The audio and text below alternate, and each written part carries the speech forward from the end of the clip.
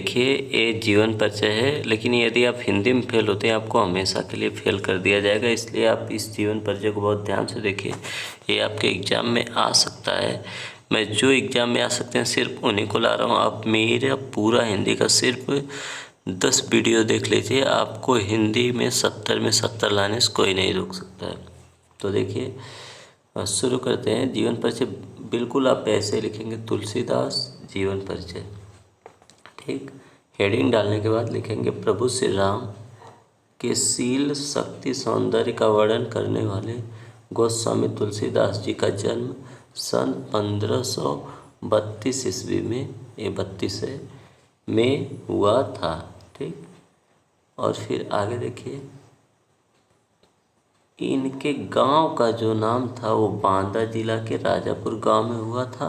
ठीक, कुछ विद्वान कहते हैं कि इनका जन्म एटा जिले के सोर नामक ग्राम में हुआ था, यानी इनके जन्म स्थान के विषय में मतभेद है, या तो बांदा में हुआ था या तो सेरो में। ठीक, इनके पिता का नाम आत्माराम दुबे था और इनके माता का नाम हुलसी देवी था।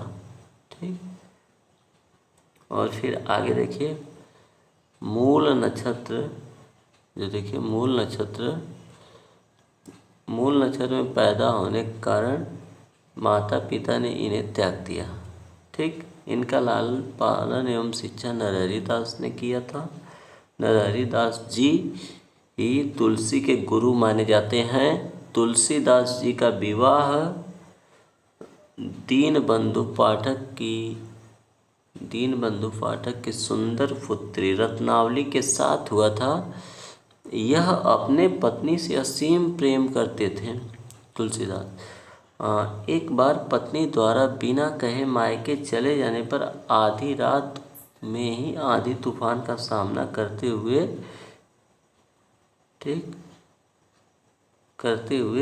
ससुराल जा पहुँचे। पत्नी की फटकार सुन के उनके मन में बैराग पैदा हो गया और इनकी मृत्यु सन 1632 ईस्वी में हुई, काशी के 80 नामक घाट पर। ठीक, इतना लिखने के बाद आप क्या करेंगे, देखिए दोहा उनके ऊपर आप लिखेंगे तो पक्का एग्जामिनर खुश हो जाएगा। संवत 1680, 80 गंग के तीर, श्रावण शुक्ला सप्तमी, तुलसी तज्जो शरीर, ऐसे आपको लिखना पड़ेगा सुंदर सा दोहा। अब इसके बाद रचना भी आपको लिखना है।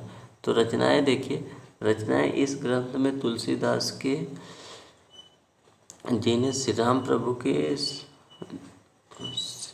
श्री शक्ति सौंदर्य का गुणगान किया है, इनकी रचनाएं निम्नलिखित हैं। जो इनकी रचनाएं रहती हैं तुलसीदास जी की, उसमें श्री राम और शिव की शक्ति का वर्णन रहता है।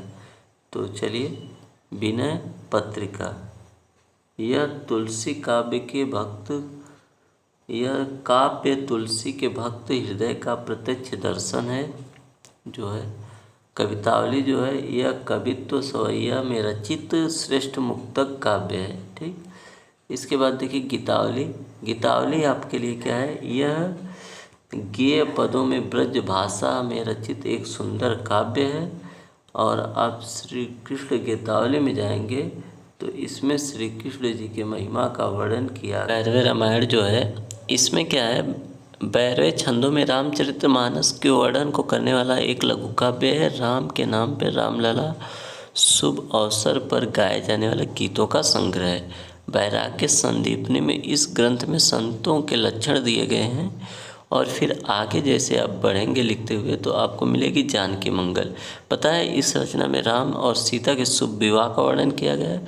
पार्वती मंडल में आप जाएंगे तो पार्वती और शिव के विवाह का वर्णन किया गया है।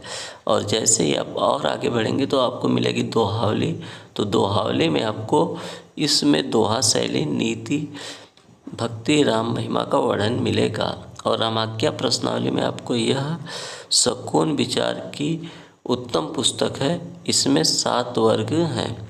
ठीक, आगे बढ़ेंगे तो साहित्य में स्थान, तो गुरु स्वामी दास जी का जो गोस्वामी तुलसीदास जी हैं, उनका साहित्य में सबसे प्रसिद्ध रचना जो है रामचरितमानस है। इन्होंने श्री राम के सौंदर्य का वर्णन अनुपम किया है।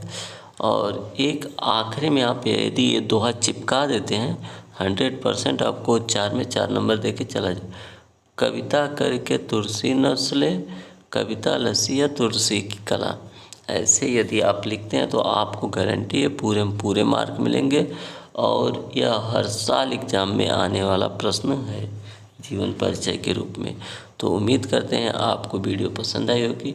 आपको 10th 12th 9th 11 किसी भी क्लास का PDF या कुछ भी चाहिए हमारे व्हाट्सएप नंबर संपर्क कीजिए।